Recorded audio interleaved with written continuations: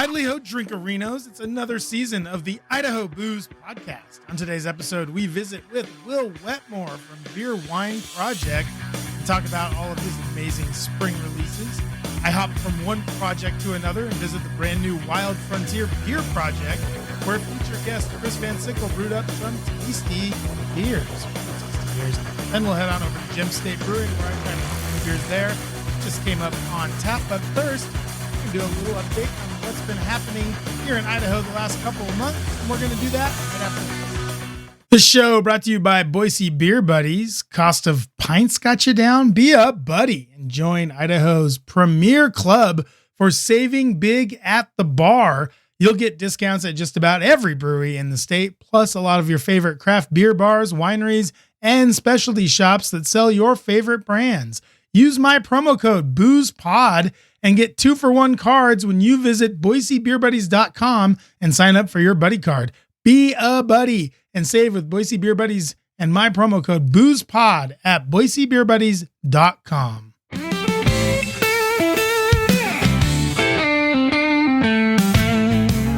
Welcome back to the Idaho Booze Podcast. Well, we've had some things happen in the time since we last spoke.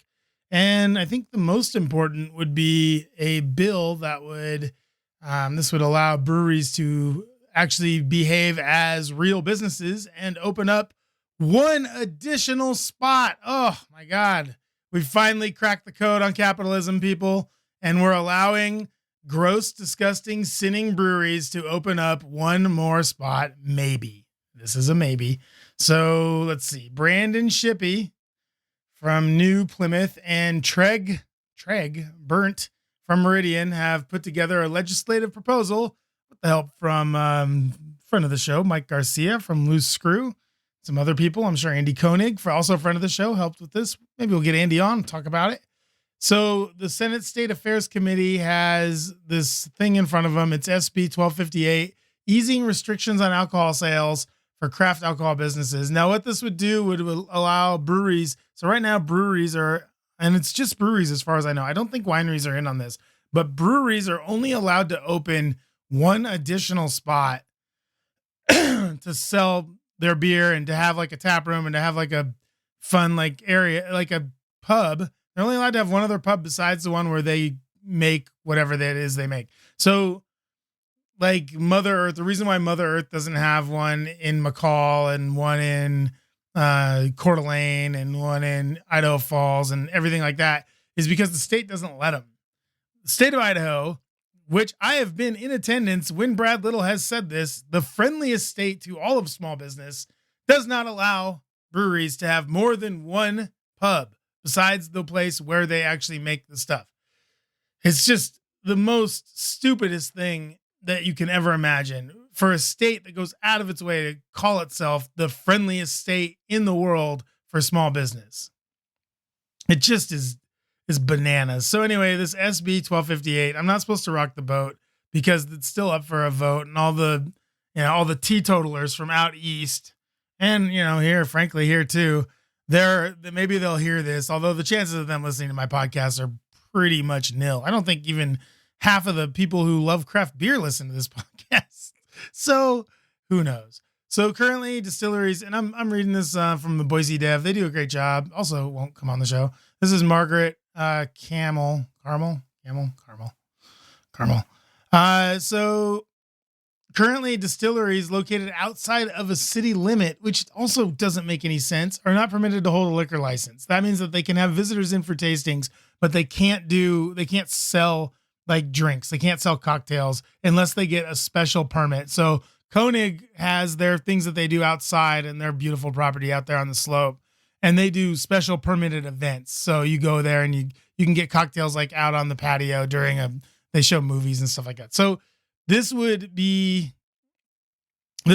rid of that. It would make it so Koenig could sell drinks on their property, which God help us all, right? God help us all. Imagine being Andy Koenig and paying, uploads, I would say probably more than $1 million a year in taxes. More than $1 million, I would say, because they sell a lot of booze over there at Koenig. The guy makes a whiskey for the rodeo, which is like the biggest in-state thing that happens. The Caldwell Nights Rodeo. And the state is rewarding him by maybe letting him sell drinks inside his own property that his family has owned for eons and eons. It's kind of insulting. And then Loose Screw, which Mike Garcia put together this thing with Burnt and Shippy. They're lobbying to get another place open so that they can do, more than one location. So like right now, as I said before, breweries can have their brewery so they can sell beer. Thank you, by the way. Thank you so much, State Senate, for allowing breweries to sell their beer at the place where they brew it. God, thank you so much. So they're allowed to sell their beer there, and they're allowed to open one other place. Now, I've used this analogy before, but if you are like Stella's Ice Cream or Lit and Company or whatever, name your local business, Carl's Jr. I never thought of it like that, actually. So Carl's Jr. can open up 1,000 Carl's Jr.'s. Doesn't matter. They can open up 1,000 Carl's Jr.'s. You know what? Red Robin is a good one too. Maybe, or Applebee's. Maybe Applebee's is better. Applebee's can open 1,000 Applebee's where they sell beer and wine and booze. They can open up 1,000 of them. You can have Applebee's on every corner, and God willing, someday, Applebee's, someday. But if you're a local taxpayer for the last 30 years, Sockeye Brewing, who has been in business for 30 years and paid just jillions in taxes to this state, you cannot have one other location besides the one where you brew beer and the other one that's open wherever. I mean, Sockeye actually doesn't have one right now, but when they did, they had the one on Cole Road. They had to close the one on Cole Road, which everybody loved, to open the thing over on 36 at the Spaghetti Bowl thing over there on 36th Street and Hill Road. That thing didn't work out. So now Sockeye only has the one place back again. And the Cole Road location is still there. Nobody's even in there. Sockeye, go get that place. Go back to Cole Road. God, that place was cool. Anyway, so Loose Screw claimed that they had to get out of their McMillan Road location because of the this bill or this law where they're only allowed to have one other place. My thoughts, I think that Mike wants to open maybe in South Meridian. If I were him, I would do South Meridian. He's probably thinking maybe Napa Caldwell, whatever it is.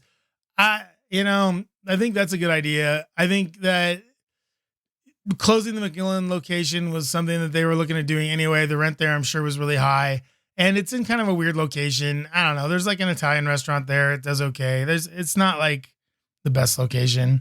And their one in downtown Meridian is really great. Like if you have the option of going to McMillan or downtown Meridian, you're going to go downtown Meridian. It's really just an awesome location. If you guys haven't been to Loose Screw in downtown Meridian, go check it out. It's amazing.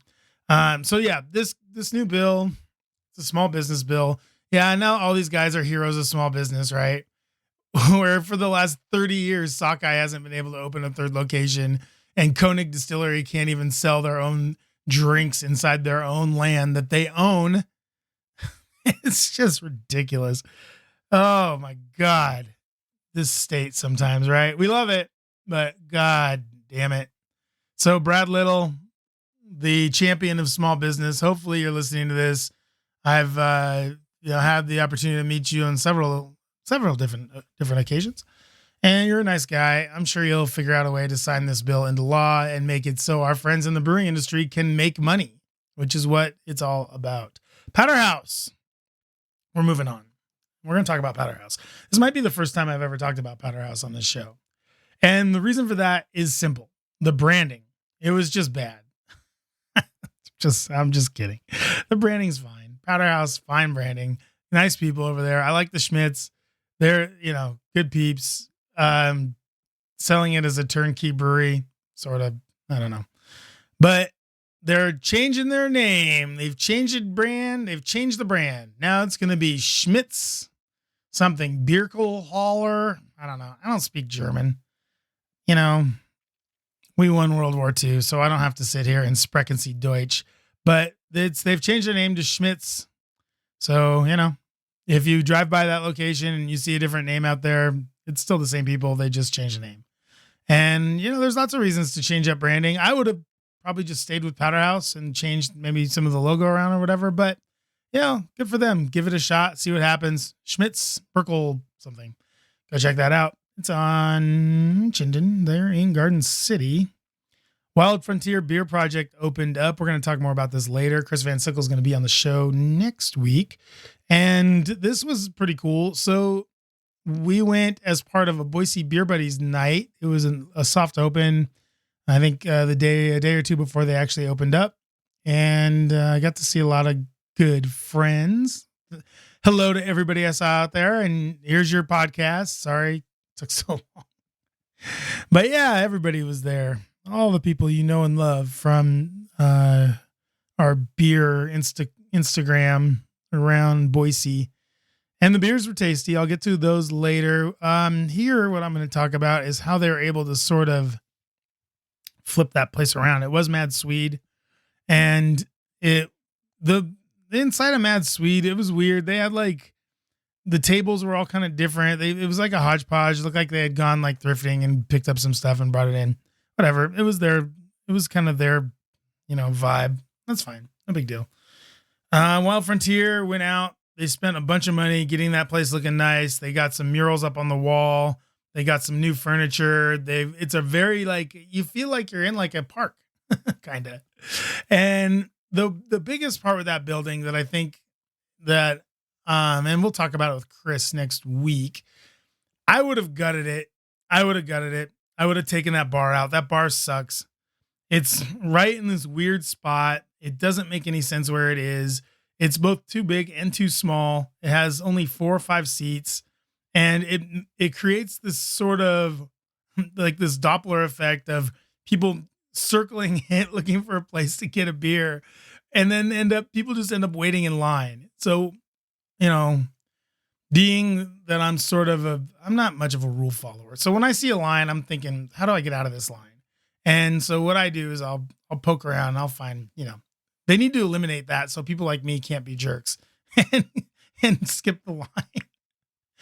So I would have gutted it. I would have reimagined it. I know it costs a lot of money to do that. I get why they didn't, but we'll talk to Chris about it next week and see what he thinks. The brewery looks good. I think it's all the same stuff in there. He was able to brew some really fun beers, some really good stuff that I was surprised by a couple of them. So we'll talk about that in our new Discovering New Gems segment, since we're not on Friday anymore. Can't call it Friday Night Pints. Let's see what else. Destination Beer happened. They did Molly was on the show. She talked about it. They did a contest this time, which I think is a great idea. That is low-key, a great way to get breweries out is to put something on the line, like a little medal or like a participation trophy or whatever. And this time, the award, the best beer award or whatever they called it, went to Vantage Point, which we've talked about on here before. We love Vantage Point up there in Northern Idaho. We'd love to have them on the show. If you're listening, give us a ring. Hit us up, idahoboozepod@gmail.com. Send it in and get yourselves on the show so we can talk about you guys and Vera Pilsner, which won the Beer of the Year award, the inaugural Beer of the Year award there at Destination Beer. Congrats, Vantage Point. Congrats, everyone that went up there. I heard it was a good time, but this winter was weird. So, I didn't make it. I don't know why I didn't make it up there. I don't remember. Maybe the Seahawks were in the Super Bowl. Oh, that's what it was. Go Hawks, won the Super Bowl. Way to go, guys. Anyway, what else? Rogue Brewing, still closed. Still closed. No more Bat Squatch. We're going to come right back with Will Wetmore. He's from the Veer Wine Project. We've had him on the show before a couple times, and we're going to talk about his spring releases. We're going to talk about some other things going on over there at the project. This it's a nice interview with Will. I like Will. He's a good dude. I think you will like him too, and he's going to be on right after this.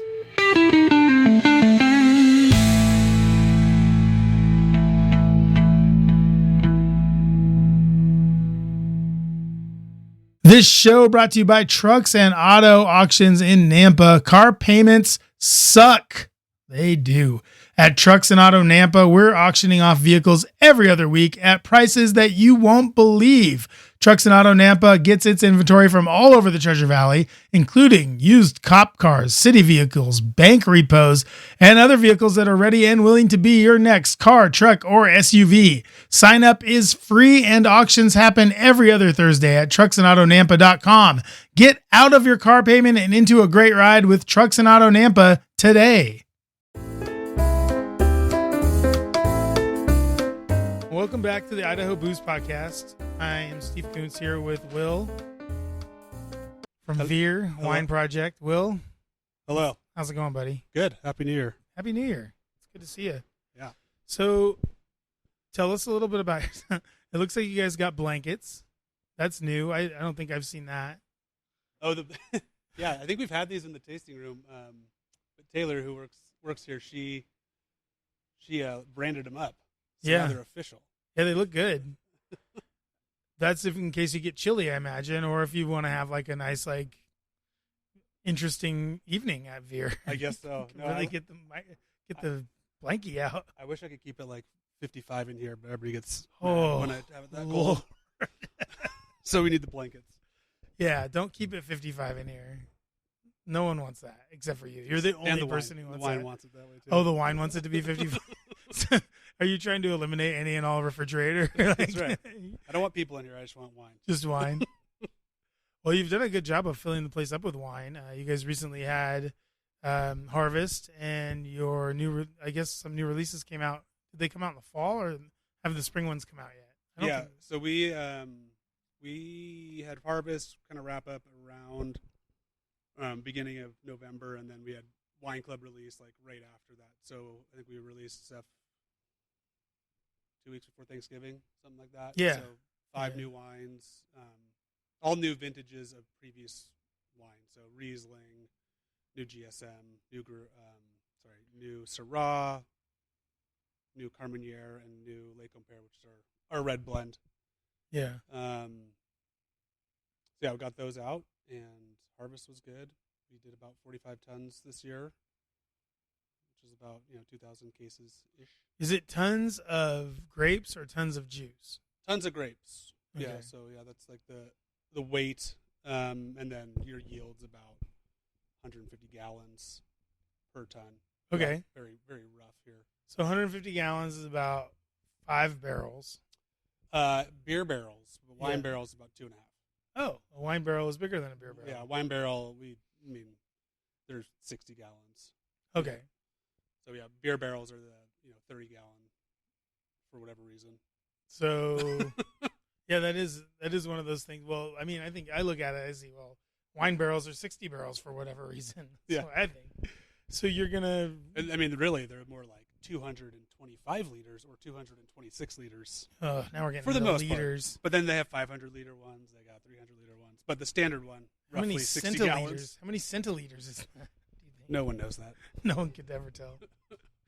So how many cases are you hoping to yield out of this year's harvest? It'll be about somewhere between 15 and 2,000 cases. I think somewhere between 15 and 2,000 cases. Mm-hmm. Not bad. Yeah, somewhere in there. Some will get bottled, some will be used in keg, some will be bagged, some will be canned.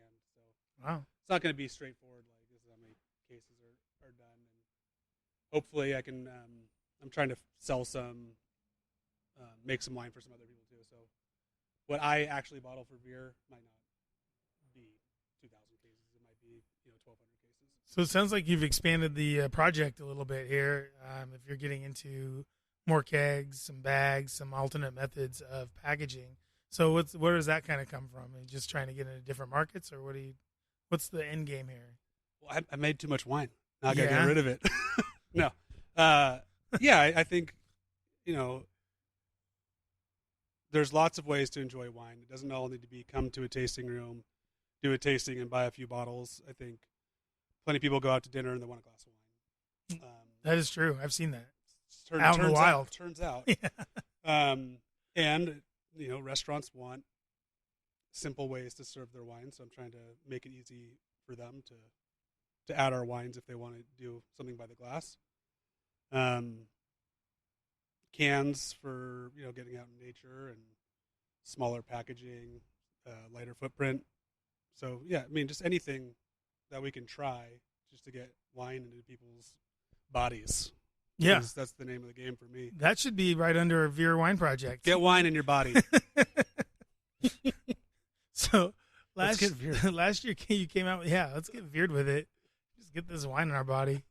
Last year you came out with the soul one. What's the full name? Is it just Soul? The Soul Crusher? Soul Crusher. Yeah. And that's like a sparkling deal, right? Yeah, so that's it's a Tinto de Verano, which means red wine of summer.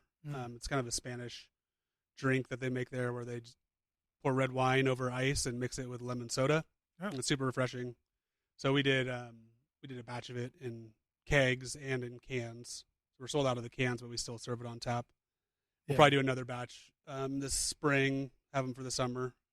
Yeah, the best way I can describe it is it does taste like summer. Like it tastes like some type of summer drink. I don't know really. Like if you didn't know it was a wine beverage, I don't know that you would know it was wine. Yeah, I mean it's kind of like sangria adjacent. Yeah, that's exactly right. Sangria adjacent in a can. In a can, it's got a nice little pop when you do it. Yeah, the lemon comes through pretty good, but yeah, you do get a lot of that sort of that cranberry and some of that fruit in there as well, right? So it is. I mean, I guess maybe if you knew red wine a lot, like if you knew it really well, if you had red wine in your body previous, you might know that it's a red wine beverage. But it does crush. Like it's a super crushable drink. Yeah, it is crushable and can get a little dangerous because it's not wine, alcohol, but it's 9% alcohol. And you're serving very, it in very a can. heavy So it's beer. like a triple IPA and slam two of those back. I love you wine people. You're like, it's not like a Zinfandel. 17%. It's only 9%. You could have like a few of those, right? I don't know. I was thinking though this year if we do another batch, maybe I'll like make it like 6%, 5%, and kind of make it truly crushable. That's maybe the better way to get it in your body. Yeah. That's just like a lot of soda to make. Yeah. Oh, did you make the soda too? Yeah. Okay. Yeah. It's a lot of soda to make. Well, I mean, 6 or 7% is a typical. That's like a craft beer. That's like an IPA. Yeah. 9% though. I think 9%.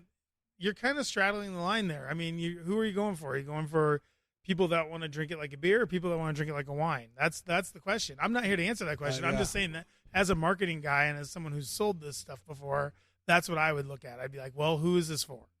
Is it for the people going to Shakespeare that are going to drink wine, or is it for the people going on the raft that want to drink beer? I think it's a little bit of both. A little column A, a little column B. But I mean, I have a lot of friends that would take them to Shakespeare or concerts when it's hot out in the summer, for sure. I agree with you. I think it's right in between. I think if you like wine and you don't like beer, then this would be perfect because it's kind of like it says on the can, crushable. And at 9%, you're still getting a pretty, I mean, that's why you're putting it in your body, I think. I mean, who can understand what the hell they're saying at the Shakespeare Festival anyway? No one. I mean, I went and saw Little Shop of Horrors, and it was even like, okay, what is happening? Which one of you is Steve Martin? They need to just do like a little translator there for Shakespeare. I can't understand the person doing the headphones like you're at a museum. Like what language? Like you're at the United Nations. Yeah. Well, I went and saw a Shakespeare play there a couple summers ago. That was the French one, and I don't even remember what it's called. And it was sometimes, and it was like Shakespeare always is whenever they do like Hamlet's like this. Hamlet's the Danish one, right? Yeah. So like it's not in Danish. It's just set in Denmark. Yeah. That's the way the French one is. It's just like a guy with a beret walks by every so often, and you're like, oh yeah, this is in France. And thank God, because my French is a little bit better than my Elizabethan. Which one was that? The French one? Yeah. I can't remember the name of it. Was it Shakespeare? Yeah, Shakespeare. It's 2 hours and 45 minutes, I'll tell you that much. Ooh. And the second act does not go by faster than the first act. It was a lot. Should have another Soul Crusher. I should have brought a 12-pack of Soul Crusher. Well, that's what I'm getting to. We need to get 12 packs of Soul Crusher into the stores. I think that would be the best thing for some of those 3-hour plus Shakespeare festival plays. Yeah. I love Shakespeare and I love the arts. I'm not going to sit here and denigrate Shakespeare or the arts. Lord knows I've got enough people out there coming after me for some of my thoughts on Voltaire and some of his music. I don't need the Shakespeare the Shakespeare. What are they called now? Mob, or what's the Beyonce one called? What's that called? The Bayhive. The Beehive. Yeah, I don't need the Shake Hive coming after me. I don't think those are the type of people that will come after you. But Shakespeare Festival. You'd be surprised. Sweet. Yeah, I guess so. They're in tweed, and they come after. They want a piece. I get it. Come and get some. I say. But come and get some Soul Crusher would be even better. Well, you have to. We don't have any to go, so you have to come drink it here. Oh yeah, can I fill up my growler? You can fill up growlers now too. So yeah, we can fill up a growler. Let's. I think we should go through your because I did have a chance to try your winter collection a week or so ago, and there are a couple of them stood out. So let's start with let's start at the beginning with the Riesling. It's a dry Riesling, correct? Yep. And so I think we've talked about this before, and it's one of those things that a lot of winemakers here talk about is that Riesling gets this deal where everyone thinks it's that bottle Riesling that looks sort of like a bowling pin, and that it's going to be super sweet and super crazy in the like that. It does that, makes you do that like that. Yeah. Now this is not the case with your Riesling. No, it's hopefully balanced. Yeah, Riesling naturally has a lot of acidity, so it can be kind of like tart, and that's why a lot of times it's left with some sweetness to kind of balance it out. And a lot of people just, I think, over the years have associated Riesling with just being sweet as opposed to sour, or tart. Yeah, or dry or whatever. Yeah. And the thing is about like any wine, you can shape it however you really want. You could make sweet cab. If you ever made sweet cab, then people are like, oh, I hate cab, it's too sweet. But again, it's not the variety, it's the style that it's been. Yeah, our friend Ron Bittner makes a sweet cab. Does he? Have a sweet cab? Yep. Oh man, it says right on there, off dry, or it uses a code word. Yeah, okay. But it's a sweet cab, sweet and berry it's for wine. making sangria. Oh, sweet. Really expensive sangria. Yeah, I guess so, huh? But I did buy that, and I made a sangria out of it. It was quite good. Interesting. Quite good. Nice. So anyway, the dry Riesling, this to me, I like it a lot because it drinks sort of like in between like what is a normal kind of steel Chardonnay and like a Sauvignon Blanc, right? Like it's got a little bit of that like dry kind of like sort of stone fruity flavor, but it also has sort of a nice pop to it. Mm-hmm. Yeah, and it's this one was kind of tropical to me, so I almost had this like pineapple kind of notes. Yeah. And we did the majority of it in a stainless steel tank, and then a portion of it I always kind of try to do on skins. So portion skin fermented, portion tank fermented off of skins, and then blend the two together.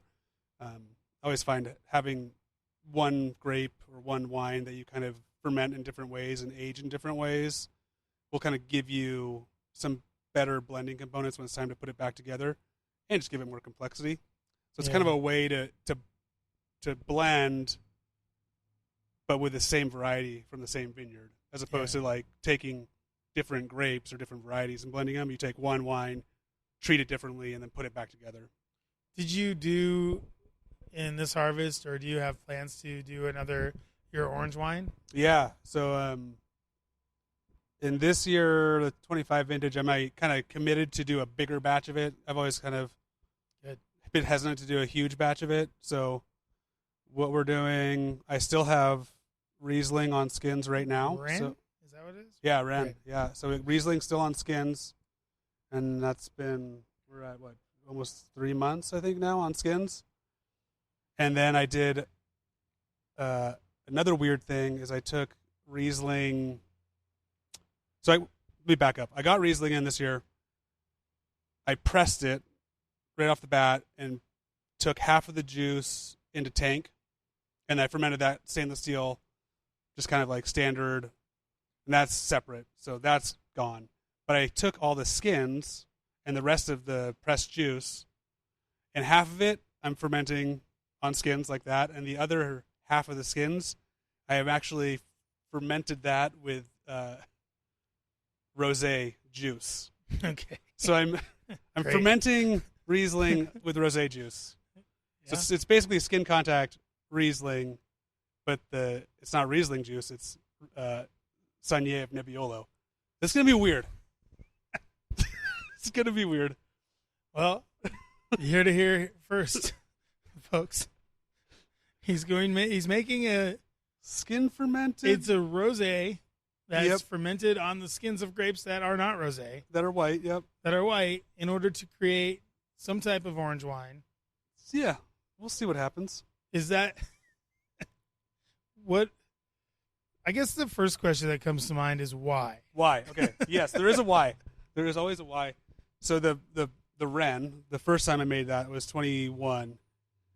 And how it started was I was doing the skin contact whole cluster wild ferment Riesling. Mm-hmm. So I had Riesling in a little tank, and I just let it sit for 6 months. Did nothing to it. I would taste it, I don't know, every once in a while, and it tasted awesome out of the tank. And so when I finally got around to pressing it, so like pressing the wine off of the skins and stems, when I did that, the wine that resulted was way too harsh and astringent. So like when I was tasting it out of the sample valve, it was beautiful because it was just like that nice free run. But as soon as I squished all that stuff, I got all these like bitter components out of the skins and the stems. Seeds. Yeah. And it was harsh. It was like I had one barrel, it was like 60 gallons. I had 60 gallons of the harshest white wine. It was just like super tannic. It would have taken like 10 years before you could really drink it. Yeah. And so by happenstance, I had a barrel of rosé in stainless steel that I was planning on doing a small batch of sparkling rosé. And I was like, well, I wonder if I just put these two together. See what happens. And so what happened was like that like really astringent kind of bitter Riesling was like mellowed out by this like fruity rosé. And the combo was actually really cool. And it was reminiscent of kind of an orange wine. It's got that beautiful golden color, amber color, like maybe a little bit of like oxidative notes, but not over the top. And so I was like, well, this is good. So we slapped a label on it and we called it Ren. And the joke was, this wine was a combination of like two very different things. You have a stringent, bitter component and a like light and fruity component. Yeah. And so the joke was my son's a combination of his parents, the astringent, bitter one, and the light and fruity one. Not a nice way to talk about your wife. I know. And a nice way I'm definitely not an astringent one. So anyways, that was why the whole Ren. So now it's like, okay, this Riesling and rosé. So skin contact Riesling with rosé. And I actually made, in 23, I made about 8 cases of the same kind of style just to see if it was a fluke or if it was actually works. And the 8 cases turned out awesome. And actually, there's only one place that you can get it. It's at Amano's in Caldwell. No kidding. They bought it all. Wow. So it's it's the skin contact Riesling they blended with the rosé. So you mean the James Beard award-winning restaurant? Yeah.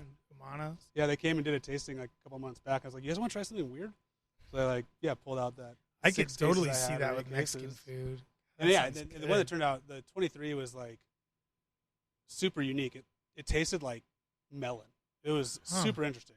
With still like a little bit of like that sour component. Not really. This one, it was like very clean. And so, anyways, I'm trying to recreate that. That's how that all goes.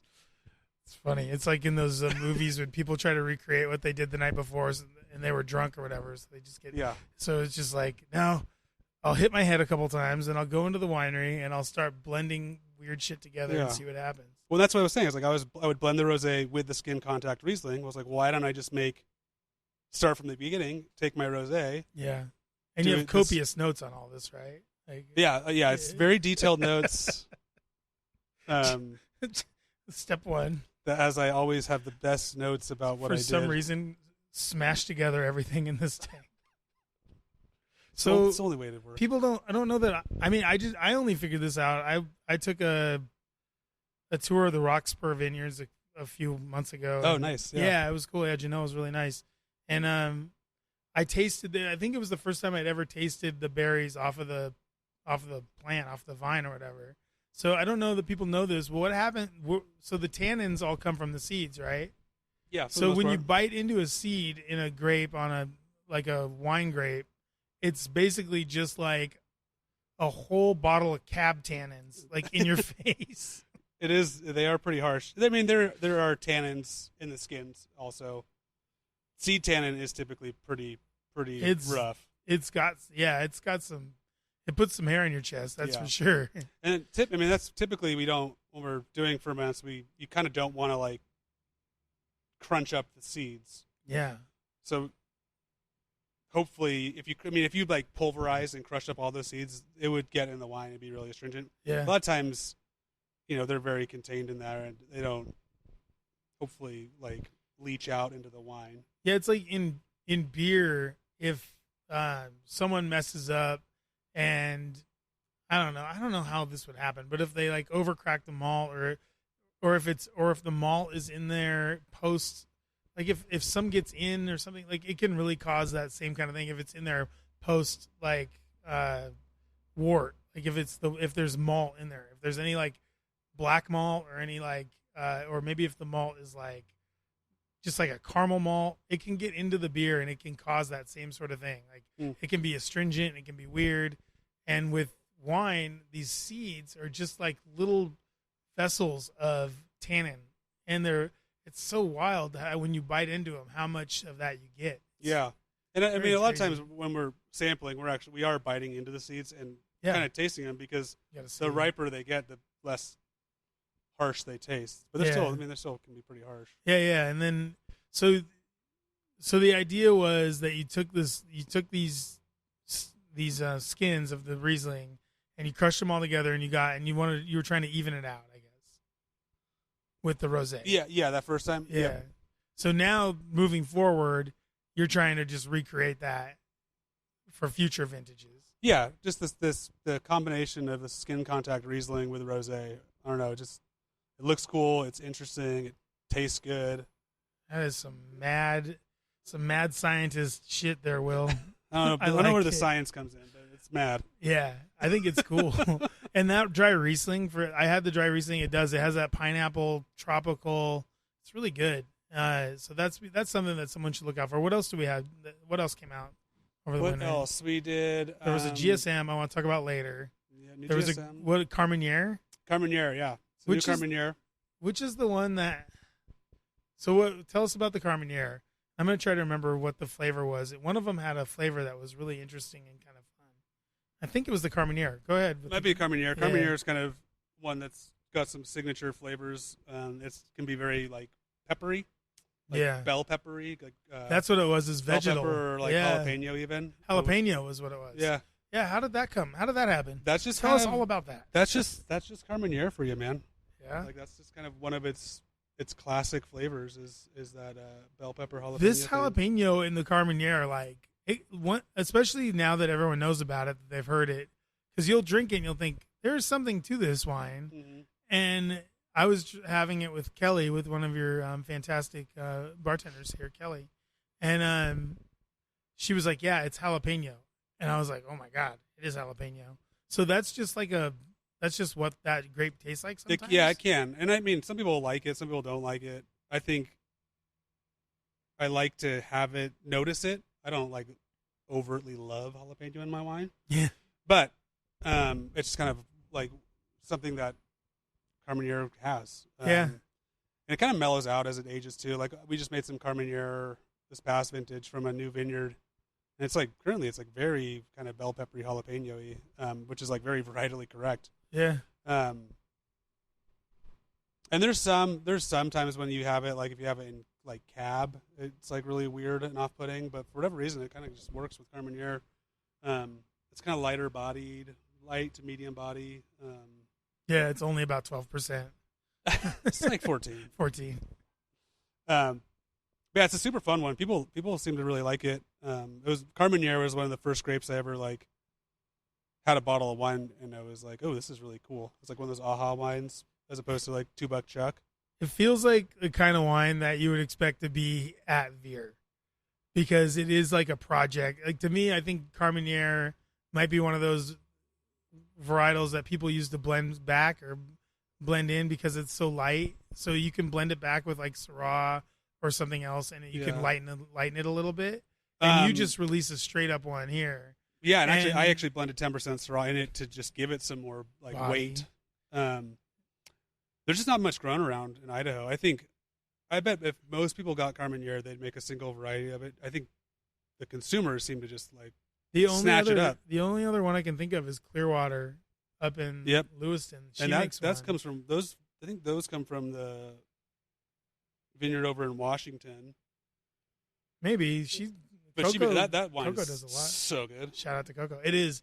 Yeah, it's really good. Super good. So that's the only one I have to access in my little taste brain was that one. And I mean, you guys you and Clearwater, you guys, I mean, you're not similar really in your styles or the way that you make wine, but you're kind of similar in approach where she does the kind of things that she wants to do because she thinks they taste good. Mm-hmm. And you're kind of doing the same thing here.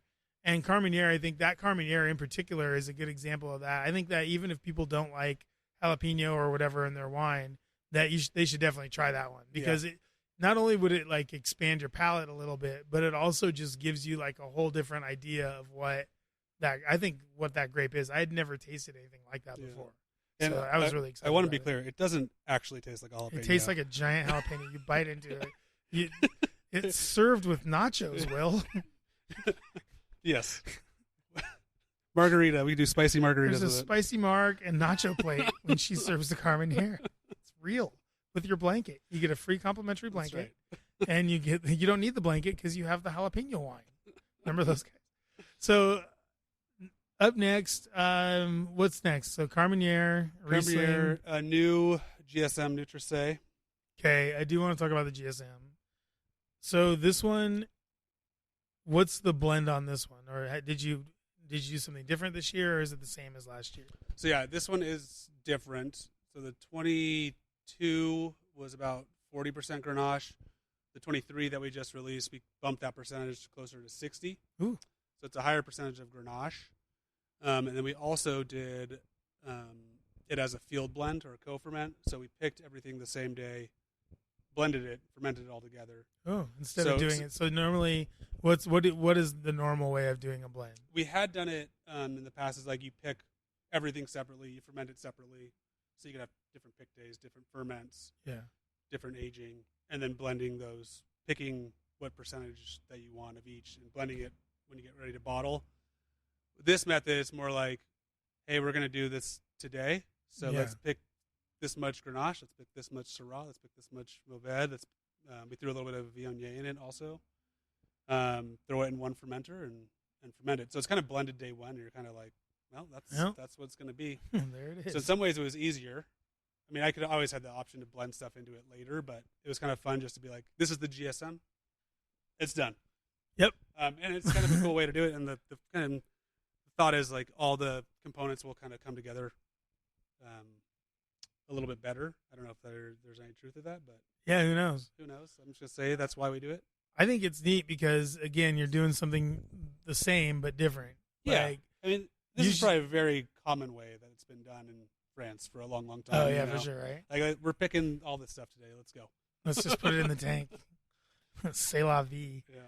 So that's awesome. So you did it that so normally the way that you would do it is because you guys, all of you winemakers and head brewers and everybody are complete control freaks. Yeah. So you usually do it so that you ferment everything separately in different barrels, and then you blend it at the end so that you can control kind of what this way you are completely you're hands off for the whole ferment all the way to, and I guess you probably barreled it for a minute. Oh, we're hands on. We just don't blend it later. There's nothing you can do. Right.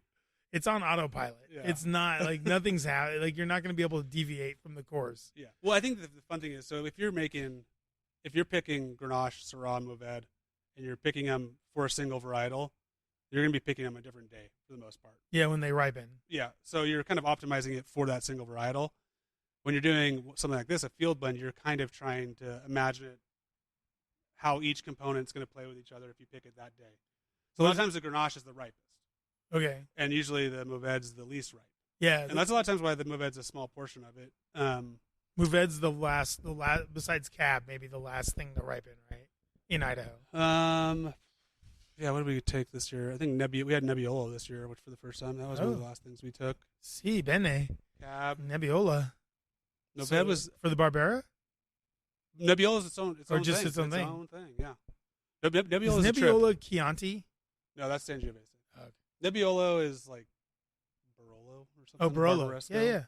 So like It looks like Pinot. It tastes like Cab. Yep. It's really weird. Yeah. It looks light in the glass. Yep. And tastes heavy. Yep. Yeah. So we just put that in barrel. I think we're just gonna forget about it for a few years, and then I'm not gonna forget about it. I'll literally be gonna here. forget about it. I'll be here every day with my little cup. That's how I should do wine. Just bring barrels down here and be like, yeah, just drink it till the barrel's gone. Si bene. Grazie. Prego, Will. Prego. Nebbiolo. Nebbiolo. I'm not above that. I'll do that. Where are we? I forgot what we were talking about. We're talking about GSM? I was talking about Italy. Oh. I just want to talk about Italy now. Yeah, GSM. So the GSM, that's the one that's out now. Is the one that you just field fermented it. Mm-hmm. Yeah, it's nice. It's a little bit lighter than the previous vintage, because it's a higher percentage of Grenache, lower percentage Syrah. Oh, that was gonna be my question. So did you max it? So obviously you didn't field pick everything for the Mourvèdre because that comes in late. So did you do it all for the Grenache? So So the day so you that waited we for picked the GSM, Grenache to be the ripest? I would have to look back. I think I did probably pick it all the same day. So I picked my Grenache for my Grenache, picked the Grenache portion for the GSM with the Syrah and the Mourvèdre, and then picked the Syrah and the Mourvèdre later for the single varietals. But I'd have to look at notes. I might not have done that because who knows? Because that would have made sense, but you never know during harvest. Like sometimes you're like, I can only get to this today. So harvest. Okay, we'll wrap up with what are we left with for your winter release? Syrah, so the new Syrah, and the new Le Compère, which is a red blend. All right, let's talk about the Syrah and then the Compère. Okay, Syrah. The Syrah was my favorite from the new wines. Skyline. It's really good. It's super good. It's still very, very young, but just the flavors are ripe. Where did it come from? Skyline. Okay. Skyline Vineyard, Block 14. It's a Joseph Phelps clone of Syrah. Super dark, kind of inky, but it's still got like good acidity, so it's not like flabby or flat. Yeah. It didn't do a lot of new oak on it. It's only maybe about 20% new oak, but it tastes like it's got some really rich oak on it. It was a deep kiss from the oak. It's a very deep kiss. Very deep kiss. Yeah, I just love Syrah at baseline, so this one turned out nice. Have you had a chance to try other Syrahs around?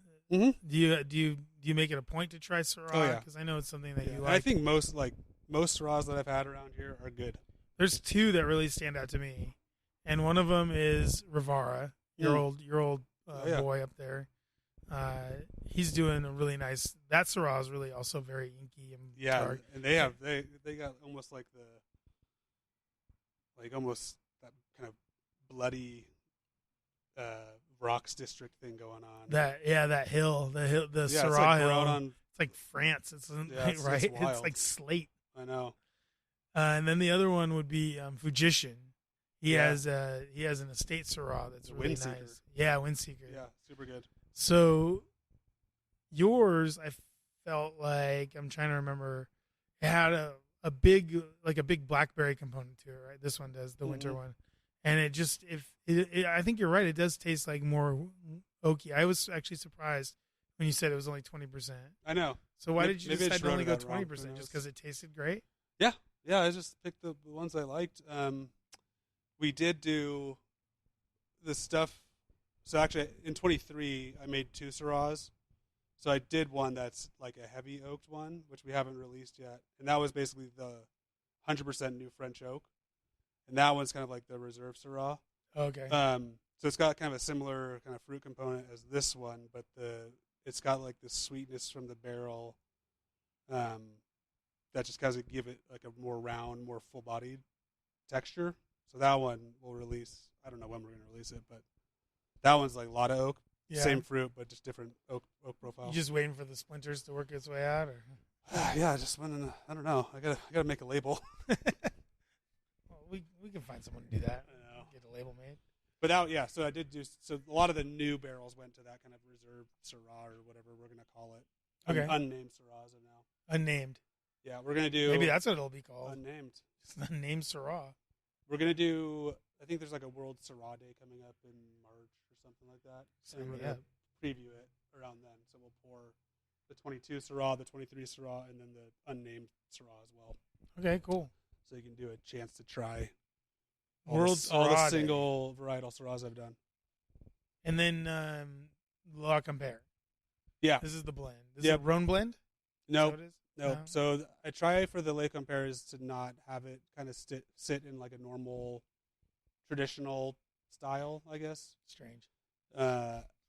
So Les Compare means the accomplice. And so like originally in 2016 when I made my first red blend, half the fruit was Washington fruit and half was Idaho fruit. So we called it like the accomplice.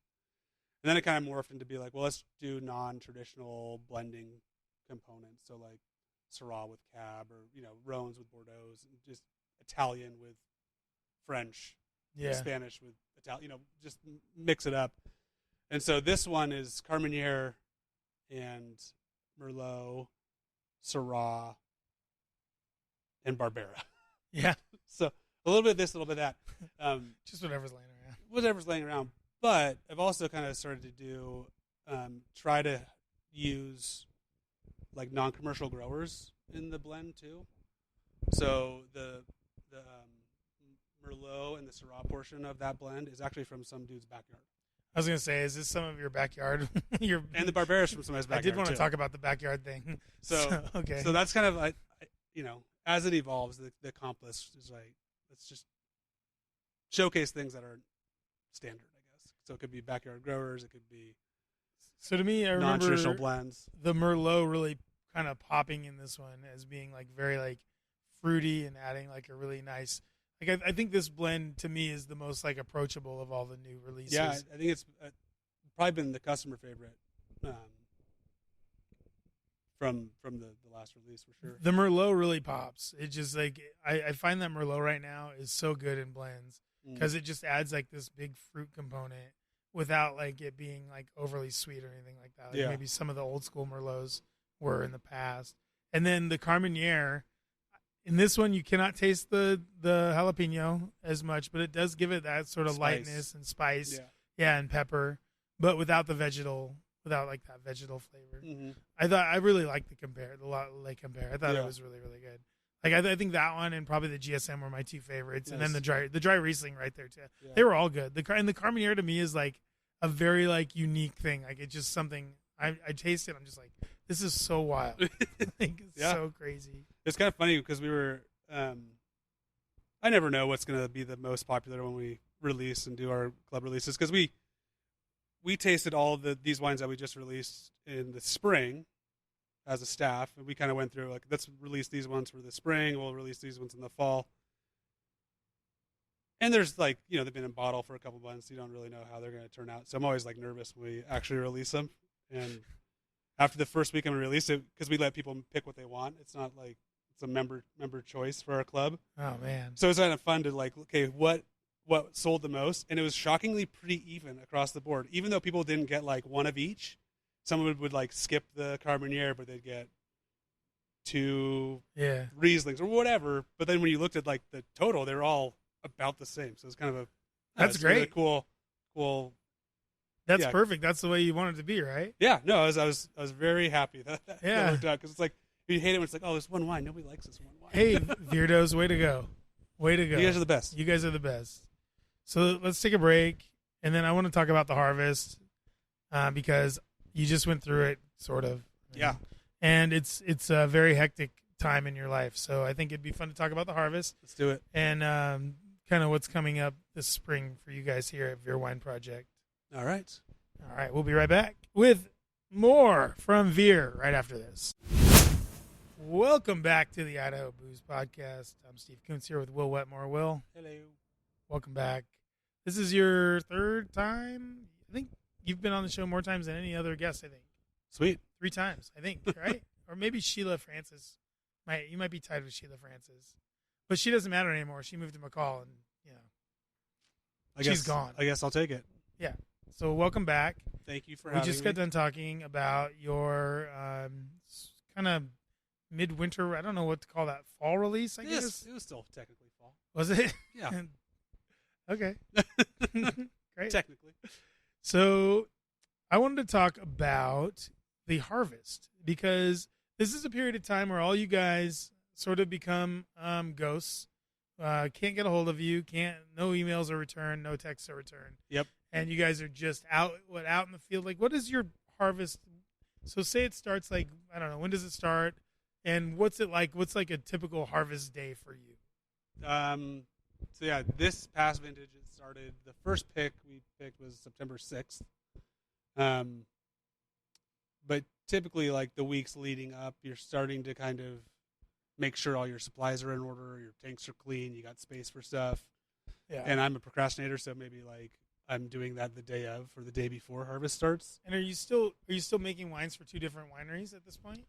A majority is I do for Veer. I do some stuff with Hat Ranch too, and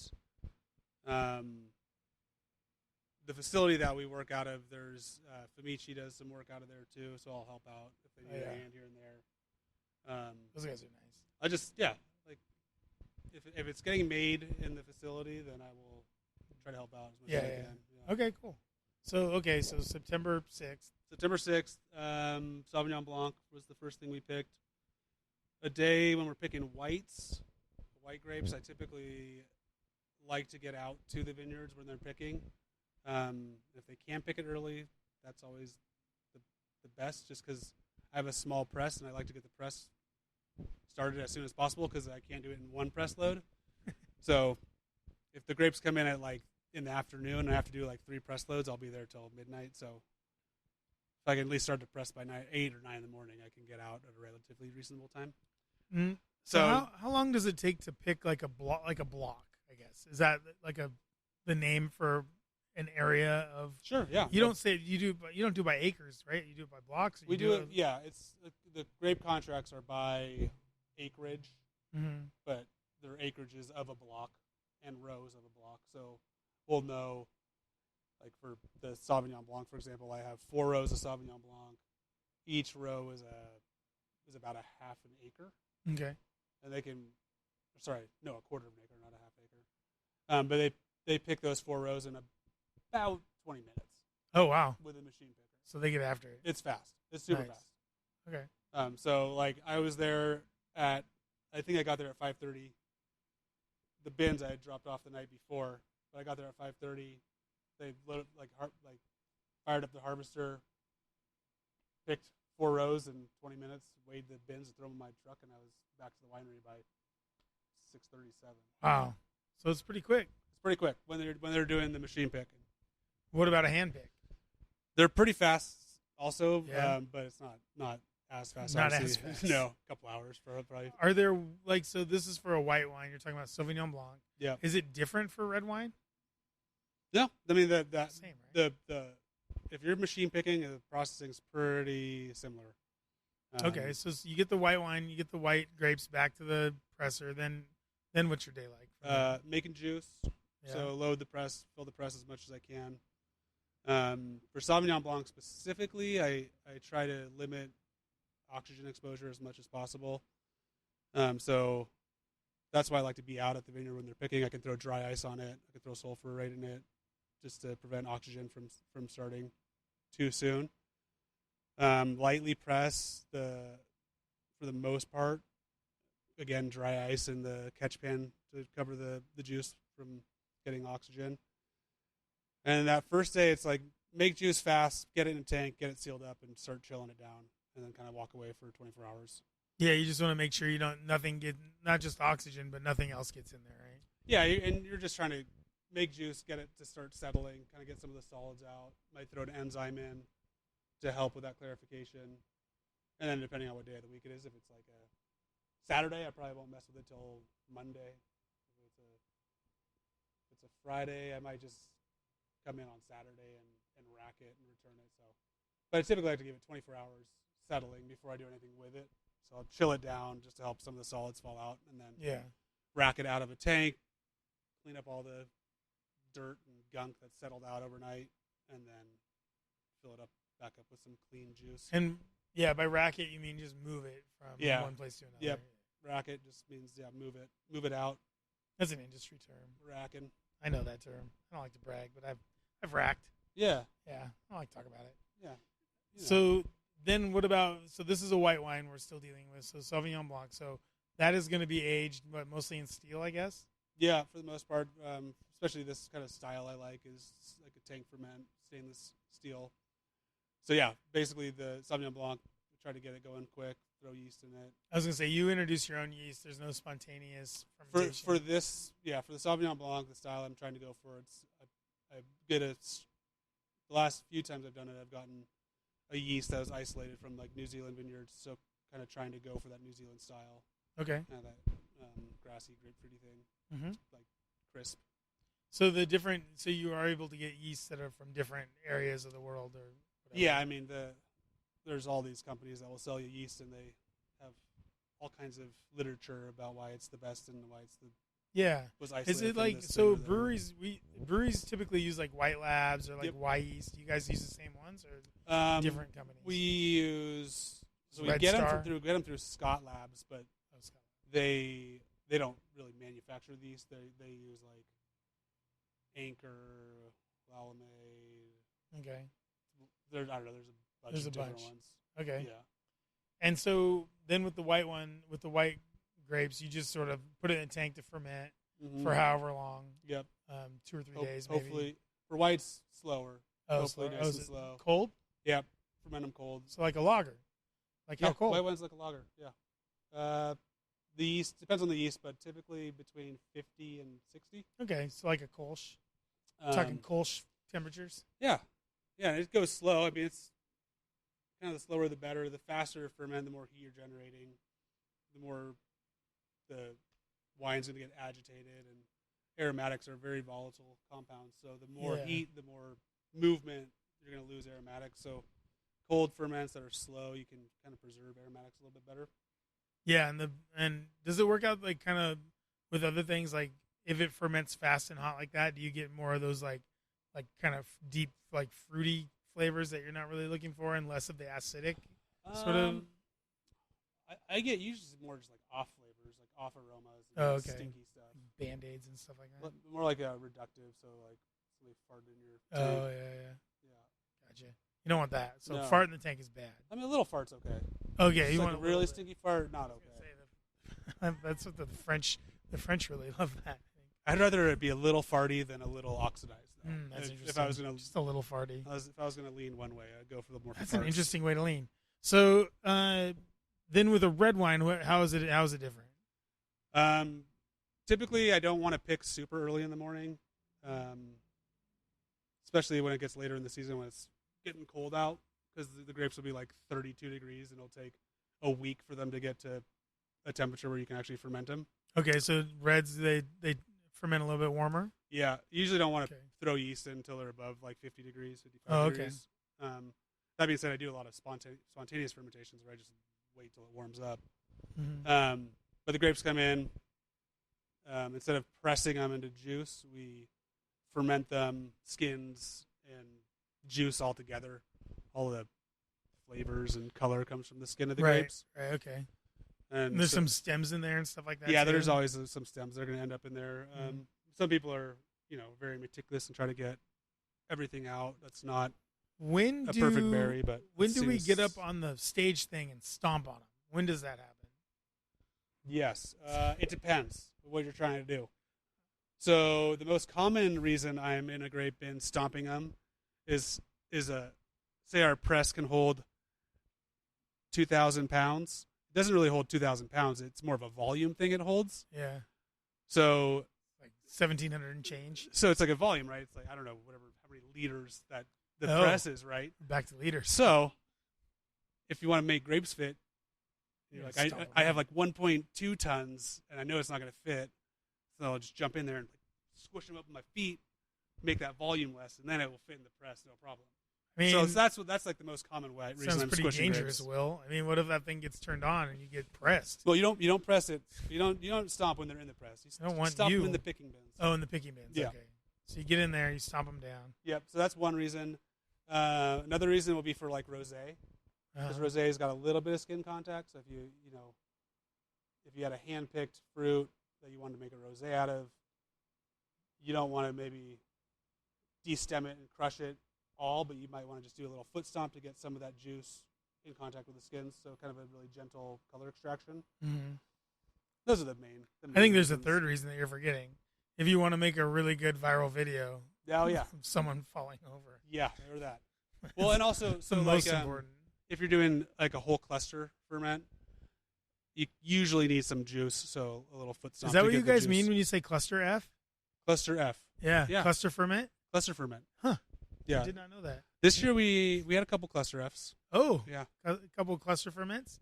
It's a real big cluster F. A real big cluster F. So then, how long does the harvest typically last? You said it started September 6th. How long does it go till? Well, let's look at this year. Are you looking at a thing? You got Yeah, a- our first pick Excel was the spreadsheet? 6th, and the last pick Shout out to Microsoft. was the 24th of October Wow. for us. So we're talking like a month, almost 2 months. Yeah, about 6 weeks. And that was for Nebbiolo. Veer. It was Nebbiolo. It was Petite Syrah Oh, do we have a Petite Syrah going? from somebody's backyard. Okay. That was another thing I want to talk about. So you've mentioned this a lot. Actually, you're not the only one that mentions it about you. Other wineries, other wine people have told me that you are the master of going out and finding grapes in people's backyard. Now, what does this mean? Because I don't have grapes in my backyard, but I've seen you back there a lot. I don't know why. I feel like you I'm hit your looking. golf ball into it. I'm looking. Yeah, you're looking in. So why are you in people's backyards, and how are you able to be such a sort of a scent attack dog here with these? How do you find the scent of the grapes? No, usually. I mean, honestly, they usually just come. They just come to me. Wow. A lot of times, people will be like, "Hey, I got these grapes," and for the most part, They just come to you. well, they probably come to a lot of people. I just probably might be the only one that says yes a lot of times. I don't know. I just think it's fun. I think it's fun for a lot of reasons. I think it's,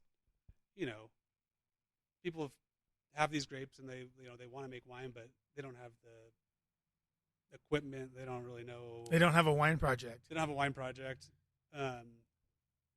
and you happen to have one. And it turns out I have a project. You have a wine project. So And again, like for most commercial wineries, small batches are a pain in the ass. But that's kind of how I started, was these like little, Yeah. half-ton, quarter-ton lots. So is that what you're finding? Like maybe a half a row or quarter of a row, or how many wine grapes are in someone's backyard that you find?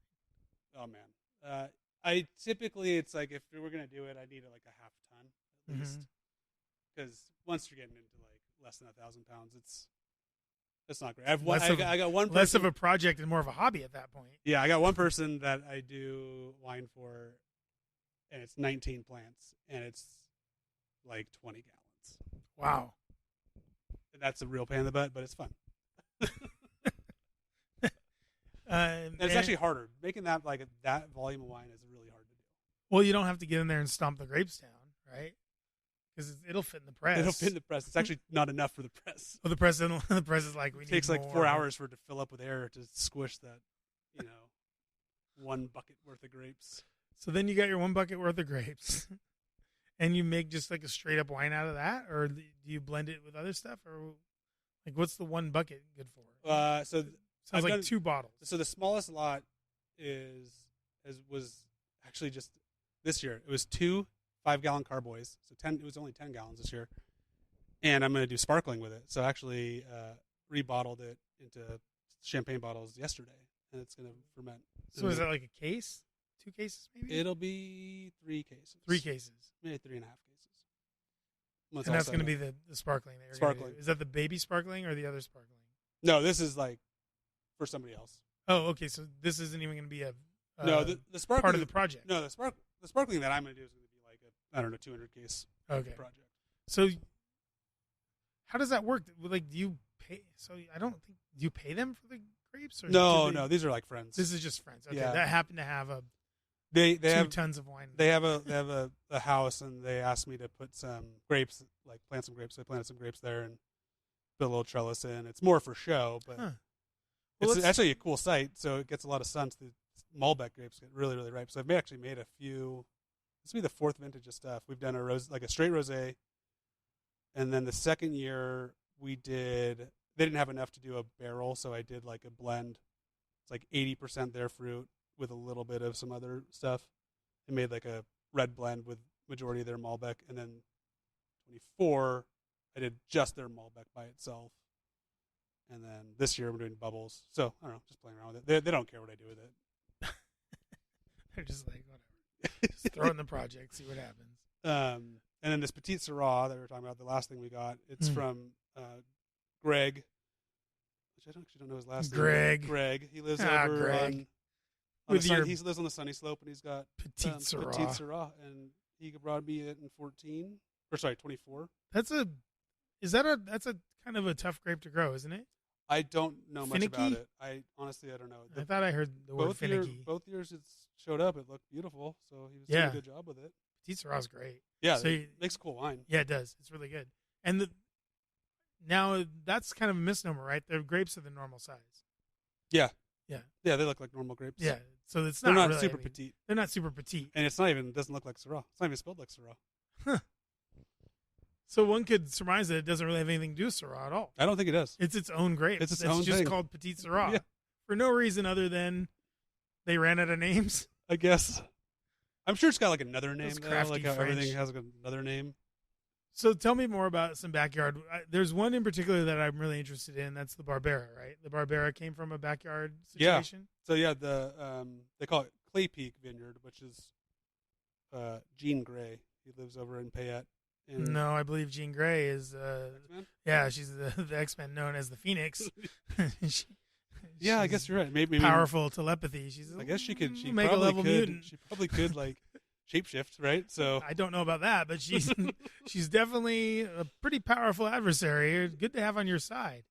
So that's good that she's growing Barbera for you. That's right. So how that came about though is in 2018. I was still like making a little bit of this and that. I got a ton of Gewürztraminer from Bankhead Vineyards, which is out. You're not using that term flippantly. You're saying you got a ton of Gewürztraminer. Like 2,000 pounds. 2,000 pounds. Yeah, I got 2,000 pounds of Gewürztraminer. I can never say Gewürztraminer. Gewürztraminer. But when I was out picking it up, Mike, he's like, "Hey, my neighbor Gene's got some stuff that maybe you'd want." And I was like, "Oh yeah, what's he got?" He's like, "Well, he's got Barbera," and I think he has like, I don't know, 6 to 10 different varieties, but Barbera is what he has the most of. Clay Peak. Where is that? It's in Payette. Oh. I mean, that's just the name that that he calls his I've never vineyard. heard of it. So Barbera was what he has the most of. So that first year I was like, yeah, I'll buy it. And so me and my business partner, we went out and we had to pick it ourselves. And that was in 2018, and people loved it. And then once we like made Veer a real company in 21, we got in touch with them again. And we did another batch in 23. That and your GSM are the two that I usually have at my house. Nice. Those are my two. Like that Barbera is really good. I know we have to get some more next year, I think. GSM too. Awesome. Cool. So that's kind of how the harvest goes, and you've just sort of, like you said, people come to you and they said, "Hey, Will, guess what? I have 10 plants growing in my backyard." I mean, I probably should say no more often, but it's just fun. I don't know. This is probably a terrible idea, but I still kind of want to do it. Is like, there's even smaller vineyards. Like, I got like 3 plants kind of people, and I want to do like, hey, guess what? October 15th, bring your 1 bucket of grapes down, and we'll just take anybody's wine grapes and make one wine out of it. One big blend. It's A like field blend. Like, yeah, I got one plant at my house in the north end. Like, just throw that in there. That's the only stipulation. It's got to be wine grape. I bought some grapes at the grocery store. Nope, can't be those. It's got to be real grapes. It's like real 2 pounds. Grapes. So if you have wine grapes and you have like 1 or 2 plants, let me know, and maybe we can do a cool. I call them Gigant Syrah. They're not Syrah. Seedless Syrah. They're seedless. And I found them at Le Fred Meyer. Le Fred Meyer. All right, cool. So there you have it, folks. That's how he does it. He goes and finds grapes in the backyard and makes amazing award-winning wines out of them. And what he's going to do next is he's going to, maybe on October 14th, I guess it was, or whenever it is. Bring me your bucket of grapes. Bring him a bucket of grapes. They have to be real wine grapes. If they come from Fred Meyer, he'll know. I will know. Yeah. We're going to do genetic testing on every single thing. They're going to get the genome out, get the genome finder out, and they're going to go ahead and 23andMe all those grapes. And it's going to be a big old DNA party up in here.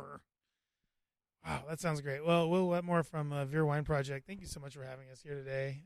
What is coming up this spring? Anything fun coming up this spring for you guys here, or spring and summer here at Veer? Yeah. That we can look forward to? Yeah, we've got lots of events for the rest of the winter and the spring. Lots of live music every couple weeks. There's food trucks. There's a big space. Mm-hmm. Yeah. There's check us out. You'll find our events online or on social media or whatever. Yeah. You've got a great Instagram. You've really really expanded on that. Yeah. I think it's a lot of fun every day or so, or maybe every other day or whatever it is. I gotta make a picture of Will doing something. Video. He's doing something. That's right. Someone got in his ear about it, and he's doing it. He's basically like a social media star at this point, I think. I mean, you guys down here in Garden City really get after it. I'll say that. Like, it's nothing short of content. It's a content creation paradise. It's great. Down between the freeway and, HP. A lot going on for 2.5 miles. You're going to have Soul Crusher back. Hopefully. Yeah, hopefully. I got lots of plans. But I got a baby coming in about 6 weeks. So we'll see congratulations. See how much I get done. I was going to congratulate you on your shoulder surgery first and then your baby next, but you beat me to it. Yeah. Congratulations on the new baby. Well, I got the surgery so I could hold the baby. Yeah. Oh, that's good. That was the order operations. Babies love to be held these days. Oh. They really love to be held. Darn. I don't like to be touched. I know. Well, you're going to have to get over that. It's our generation. We just don't like it. It's just not. It's like, hey. Even by our own babies. We're like, that's no, right. Baby. Thank you so much for having us at your winery. Really appreciate it. Yeah. And hope maybe we'll get you back on the show again sometime, so you can break Sheila's record. I think that's a heated rivalry. It's really between you guys two. I'm not even sure. Coming for you, Sheila. I do know who Sheila is. Okay. Oh, that's good. Coming for you. Well, that means you got to go to McCall. That's where she absconded to. All right. See you this summer. There's a lot of rumors it's for tax reasons, but who knows? So she's gone. Thank you so much, Will Wetmore, for being on the show. And we're going to be right back after this with something here on the Idaho Booze Podcast.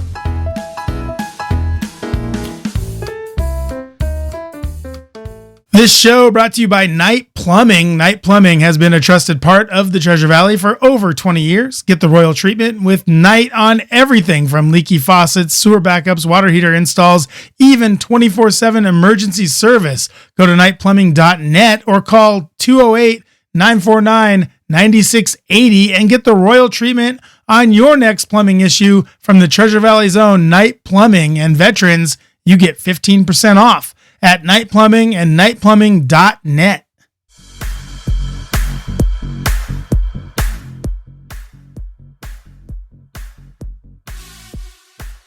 Welcome back to the Idaho Booze Podcast. I'm your host, Steve Coots. Ooh, I didn't like that. I'm keeping it in. So we have a new old segment, Discovering New Gems. That's what we're going to call it. Friday Night Pints no longer, because we're moving this show. We're moving to Mondays. And I think by summertime, we'll probably be native on Spotify and doing video. I think. We'll see. Discovering New Gems. So obviously Wild Frontier was the big discovery this week with their brand new brewery. They put out a huge assortment of beers for just opening up. You have First Chair Coffee Stout, Fall Summit, a hazy IPA, High Country Pale Ale, Off-Grid Milk Stout, Golden Hour, Golden Ale, Camplight Pilsner, Trails Mix Blonde, Hikari Japanese Rice Lager, Phantom Peak IPA, and Trail Buster IPA. That's a lot of beers. A lot of beers, Chris. Really, really getting after it. And we've seen this lately with breweries that open up, putting out a big, bunch of beers. And that's great. I love that. It's fantastic. It made for a great night for me, too, because I am a huge fan of many of these styles. So let's see. What did I try? The first thing I got was the Hikari Japanese Rice Lager. It was fantastic. It was very light. very easy drinking. It had that, that nice like brightness that a rice lager has, where it's not so weighed down so much. Like maybe like a Helles is maybe a little heavier. This one light, easy drinking, great way to get into the night. Really, really enjoyed it. A friend of mine, Greg Barnes, friend of the show, he's got a new job. He's going to probably come on and talk about High Country Pale Ale. He is what he had. Actually, I think he had the Pilsner first. Everybody had the Pilsner first. I went Japanese lager. I'm not mad about it. But let's see. Matt Gilsthorpe was there. I think he might come on the show. Matt Eggers was there from Here's How Public House. There was a lot of people there. I'm dropping names like crazy on the show today. So they all like the Pilsner. Loved it. I really like the Japanese rice lager. And again, not apologizing for that. Then next up, I have the Trailbuster. I think I had the Trailbuster IPA. So that was good. It was like 7%, like West Coast style. It had, it was like that piney, bitter sort of IPA that I like, that many people like me like. And it was good. It had a kind of a little boozy on the finish, but it was nice. It had really bright flavors of pine, resin, a little bit of citrus in there too. I'd say probably a good amount of citrus, actually. Grapefruit, sort of like one of those throwback IPAs now. Now it's a throwback IPA, and it was really tasty. I really enjoyed that one. Other people got the High Country Pale Ale, said it was really nice and light, good hops. That's good. Pale ale, tasty. Then I tried I think I got the coffee stout, First Chair Coffee Stout, and I really enjoyed it. It was everything you want in a coffee stout. It had bitterness, it had coffee, it had a little chocolate in there, and it had that dry finish that I really enjoy in these kind of coffee stouts, these kind of American coffee stouts. I also tried a little taster of the milk stout, which was also really tasty. Obviously a little sweeter. Really nice though. Mouthfeel. Not a lot of bitterness on the back end of that one. Just kind of a nice sweet, like balanced sweetness, caramel kind of flavor in there. And then let's see what else. The hazy IPA. Tried that. Really tasty, nice and bright, beautiful kind of tropical fruit flavors. No bitterness at all in the back end of that. You can tell this guy knows what he's doing. He can brew a beer. So Chris, we're excited to have him on the show. We're going to have him on next week. Stay tuned for that. Gem State has a couple of new beers over there in Eagle. Now look, if you like $5 beers and you like a cool, relaxed atmosphere, go check out Gem State. Chris is doing some good stuff over there. Lost Trails IPA is his new West Coast IPA. Now, Chris tells me this is it. This is the benchmark IPA from here on out. We'll see. He's had some ADD when it comes to IPA. IPA ADD is what he has, and we'll see. We'll see what happens. I think it's a good IPA. It's got nice bitterness. It's citrusy. It's got grapefruit, lemon, a little bit of orange pith in there. It's a nice IPA. I think that it's a 6.3%, something like that. So it's not too heavy. We'll see. We'll see moving forward. Maybe the name stays. We'll see. We'll see what he does. He's, like I say, he likes to play around. They also have a new Helles lager. Really tasty, nice crackery malt, some lemon hops in there. Very light, very easy drinking. Had one of those just yesterday, actually, on the dog walk. So, yeah, good stuff coming out of Wild Frontier and Gem State. Ruckus also had, let's see. Oh, no, I had like a Dunkel from Brownbeard that was really good. It was a Brownbeard dark lager. Really tasty. Nice bittery, kind of burnt, that kind of dark black malt. Bitterness on the back end, very light and easy on the front. Really tasty. So that's from Brownbeard, their dark lager. I'm trying to think what else. I went to Ruckus and I had their porter, I think it was. It was really good. Ruckus continuing to pump out some good stuff. Yeah. And you can go see Ruckus when you go see Will over at the Veer Wine Project because they are neighbors. Well, that's going to do it for the show. Thank you so much for coming back and listening. Sorry it took so long. I've been working on this book, Idaho Wine Book. I have a title. The title actually they posted it. So I guess I can tell you what it is. Let's see. Idaho Wine, Rhone meets Rioja in the Rockies. That's the title. So yeah, that's going to be my book. It's going to come out later on in the year, maybe the first of next year. I'm still kind of working on it. But yeah, it's coming along really well. Thanks to everyone who asked about it. I'm really enjoying the process of writing again. I really love to write, and I'm going to write more columns too. As soon as I get this book pushed out, I got to get this book done. So Idaho Wine, Rhone meets Rioja in the Rockies. That'll be coming out to a bookstore near you, hopefully. Like I say, end of the year, first of next year, something like that. So that's going to do it for the show. Thanks to Will Wetmore. Thank you to the Boise Beer Buddies, Trucks and Auto, Night Plumbing, and everybody out there for listening. We're going to be back next week with Chris Van Sickle from Wild Frontier Brewing right here on the Idaho Booze Podcast.